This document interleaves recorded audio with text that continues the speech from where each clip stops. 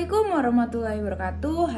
Hai, welcome to Learning Journal Public Speaking Part 5. Oke guys, kembali lagi dengan saya Rini Sumarni dengan NIM 23133300043. Nah guys, di Learning Journal Public Speaking Part 5 ini kita akan membahas seputar tentang profesi dan tokoh public speaking. Nah, sebelum kita masuk ke materi, kita beri apresiasi terlebih dahulu yuk kepada teman-teman kita yang sudah maju di online kelas hari Kamis kemarin.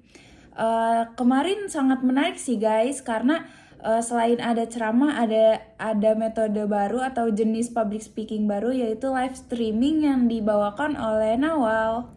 Oke guys, lanjut ke materi pertama, yaitu apa saja sih profesi di dalam public speaking. Nah, di dalam PPT kelompok 3 ini, bahwasanya profesi public speaking ini ada 9 jenis. Yang pertama ada dosen, lalu yang kedua moderator, lalu yang ketiga pembicara motivasi, lalu yang keempat politikus, lalu yang kelima aktivis sosial, lalu yang keenam presenter TV dan radio, lalu yang ketujuh master of ceremony, dan yang kedelapan sales dan marketing profesional, dan yang terakhir stand up comedy. Nah, jadi itu ya guys, profesi dalam public speaking.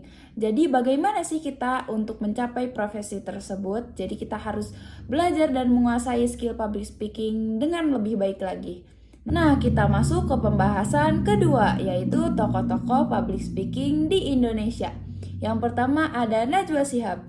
Siapa sih yang gak kenal Najwa Shihab? Yang dikenal program TV-nya yaitu Mata Najwa. Di sini Najwa Shihab bisa kita jadikan inspirasi dalam tokoh public speaking, karena dalam komunikasinya Najwa Shihab ini sangat baik dengan narasumber dan membuat disegani sebagai jurnalis dan presenter yang kritis, namun tetap menghargai lawan bicaranya.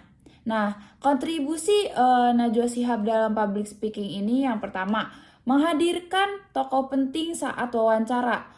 Nah, lalu yang kedua ada membangun diskusi yang tajam tanpa mengintimidasi narasumber. Lalu yang ketiga, menghidupkan suasana dengan mendengarkan, merespons, dan menjaga interaksi yang efektif. Lalu yang kedua ada Eyang B.J. Habibie. B.J. Habibie merupakan sosok inspiratif di Indonesia karena B.J. Habibie ini merupakan presiden ketiga kita di Indonesia. Mengapa sih kita mengambil sosok B.J. Habibie? Karena beliau itu merupakan ilmuwan yang berperan besar di industri pengembangan pesawat terbang di Indonesia maupun dunia. Nah, apa sih kontribusi public speaking oleh Eyang B.J. Habibie ini? Yang pertama, beliau menyampaikan ilmu dan teknologi dengan gaya yang mudah dipahami. Lalu yang kedua, mendorong kebebasan pers dan demokratisasi. Lalu yang ketiga, selama menjabat menjadi presiden, beliau membawa reformasi politik dan ekonomi pasca Orde Baru. Lalu tokoh yang ketiga ada Ibu Meriana. Nah, Meriana ini merupakan seorang motivator dan pengusaha, lalu penulis yang inspiratif di usia muda di Indonesia.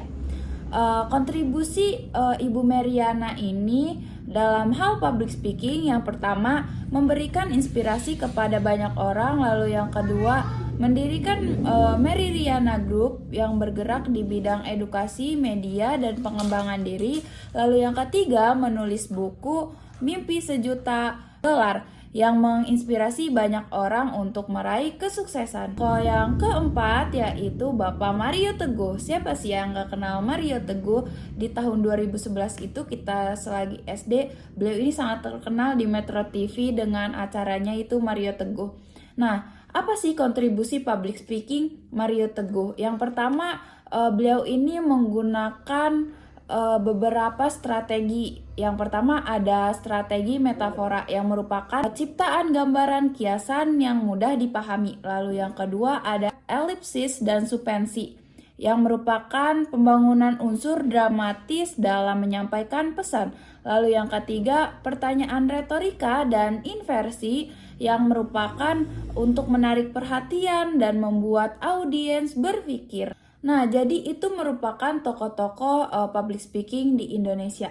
Selanjutnya kita ke pembahasan terakhir yaitu tips dan trik agar jago dalam public speaking menurut tokoh-tokoh tadi. Kita simpulkan bahwa yang pertama persiapan yang matang, lalu yang kedua penguasaan materi yang mendalam, lalu yang ketiga bahasanya jelas dan padat, lalu yang keempat terhubung dengan audiens, lalu yang terakhir menarik, mengerti, dan melakukan hal tersebut. Nah, jadi itu saja yang dapat saya sampaikan. Mohon maaf bila ada kekurangan. Terima kasih. Assalamualaikum warahmatullahi wabarakatuh. See you the next video.